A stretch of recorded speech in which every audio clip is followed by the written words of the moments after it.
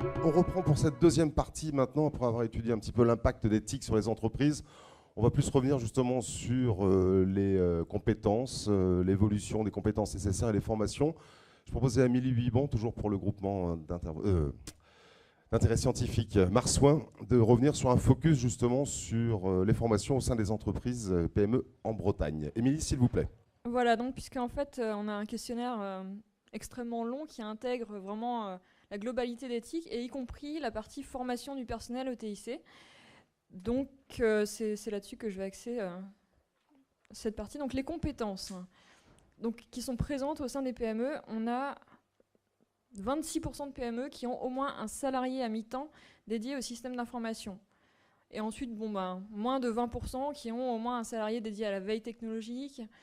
Un salarié diplômé du supérieur en informatique, c'est très très rare, 16% des PME, c'est autant que sur les réseaux sociaux. Et 13% qui ont un service informatique dans leur entreprise. Et donc le chiffre important, c'est 64% des PME n'ont pas de personnel dédié à l'informatique dans leur entreprise et 79% d'entre elles font appel à un prestataire au cours des 3 dernières années. Et donc c'est déterminé par quoi? Par le chiffre d'affaires. Plus on a de moyens, plus on peut aussi se permettre d'avoir un salarié dédié. Un nombre de salariés conséquent, puisque plus il y a de salariés, plus il y a de postes à gérer. Un niveau de diplôme élevé, puisque des salariés fortement diplômés sont aussi plus utilisateurs de ce type d'équipement.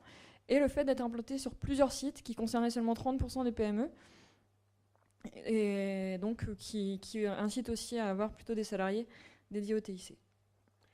Les évolutions de ces compétences, justement. Ou pas. Donc, avoir des salariés dédiés, c'est une chose, mais avoir des compétences présentes parmi ces salariés, c'en est une autre. Donc, on peut avoir des compétences présentes sans avoir de salariés dédiés.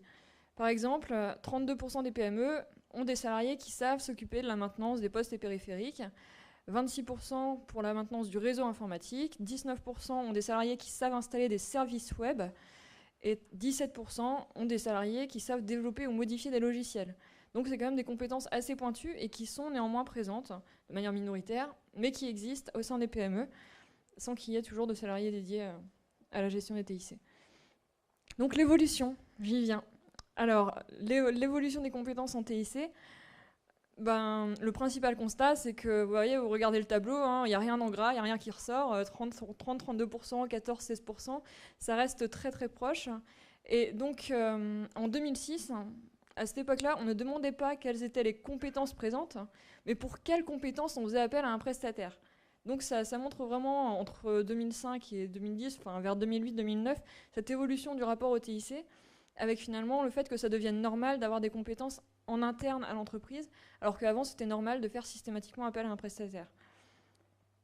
Même si ça reste encore, comme on le disait, très utile de faire appel à un prestataire qui est particulièrement compétent sur ces points particuliers, mais donc une évolution avec l'intégration de compétences en interne.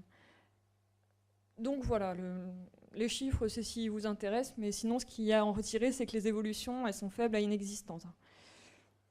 Les formations, donc maintenant. Et donc les formations, ce qu'on constate, c'est que dans 62% des PME, il y a eu des formations proposées. Donc c'est intéressant, c'est quand même près de 2/3, et c'est à au moins une partie de ses salariés. Simplement, ce qu'on constate, c'est qu'entre 2008 et 2012, en 2008, ça concernait plus de la moitié des salariés pour un quart des PME. En 2012, c'est dans 17% des PME. Donc ça concerne rarement plus de la moitié des salariés. Entre 10 et 50%, ça reste stable. Et donc, logiquement, ça concerne moins de 10% des salariés de plus en plus. Et donc, la mise en œuvre de formation, c'est associé au chiffre d'affaires, au niveau de diplôme des salariés et à la présence de compétences en TIC. C'est quand on a des compétences déjà présentes en interne qu'on va chercher à les approfondir et à former le personnel qui est déjà compétent finalement. Et donc en 2008 comme en 2012, il n'y a pas eu d'évolution sur ce point-là. Les PME considèrent comme prioritaire à 30% la formation de leurs salariés au TIC. Donc les autres ont d'autres priorités plus importantes que la formation au TIC. Donc quand même un tiers, ça reste pas mal. Ça peut creuser un écart quand même un petit peu entre les salariés de l'entreprise. C'est cela, c'est le risque de l'agrandissement un petit peu de la fracture numérique, puisqu'on forme les personnes qui sont déjà compétentes. Après, on espère qu'au sein même des PME, il y aura des stratégies pour diffuser les compétences en interne. On forme les personnels qui s'y connaissent le plus, et ensuite il y a une diffusion des compétences utiles à l'ensemble des salariés. Et donc, voilà, un constat, c'est les compétences internes semblent quand même assez limitées, puisque c'est un tiers des PME qui ont des compétences présentes au sein de leur entreprise. Les formations sont de plus en plus ciblées, donc ça va créer plus d'experts, et donc aussi le risque d'avoir aussi plus de fractures numériques. Merci Émilie Biban pour le GIS Marsouin pour cette analyse. Vous restez à nos côtés, Monsieur François Adoux, au niveau de l'Observatoire international justement des métiers. Votre constat un petit peu sur les évolutions des compétences et puis peut-être des recommandations aussi de l'Observatoire, s'il vous plaît. Oui, tout à fait. Moi, je voudrais rebondir sur ce que nous disait Rachel tout à l'heure dans sa relation avec son client. Il y a une personne qui est dédiée en fait à faire l'interface entre l'entreprise et le prestataire extérieur. La compétence de cette personne est absolument capitale.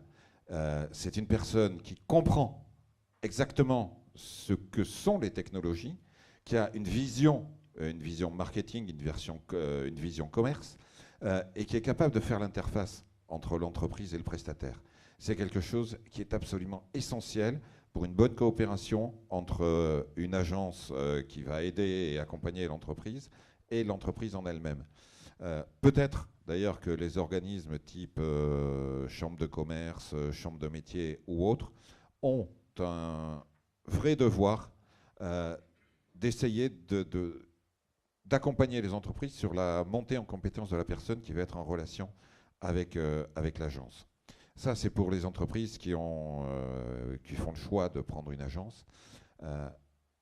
Pour les entreprises qui choisissent d'avoir un professionnel, il faut que les organismes de formation pensent à cette vision globale. Je dirais le mouton à 5 pattes dont je parlais tout à l'heure, qui est à la fois web designer, web maître, web marketeur et community manager, c'est le profil qui est de plus en plus recherché. Difficile à trouver, c'est vrai. Il se trouve rarement par annonce, il se trouve principalement par réseau, notamment réseaux personnels et réseaux sociaux, en regardant qui fonctionne bien sur ce type de prestations. Et souvent, c'est quelqu'un qui est embauché à temps partiel, qui va avoir plusieurs clients, soit en tant que salarié, auto-entrepreneur, entreprise individuelle. Enfin, tous les types d'entreprises ou de statuts sont disponibles. Il faut impérativement que nous, formateurs, nous ouvrions le champ des possibles au niveau de nos étudiants. C'est-à-dire la technique, c'est un point. Le commercial, c'est un autre point. La relation client, c'est un troisième point. Et on doit amener nos étudiants à être capables de maîtriser l'ensemble de ces points. Bien entendu, on ne sera pas des techniciens à 100%, mais on sera capable de faire la liaison et d'appeler un professionnel extérieur lorsque c'est nécessaire.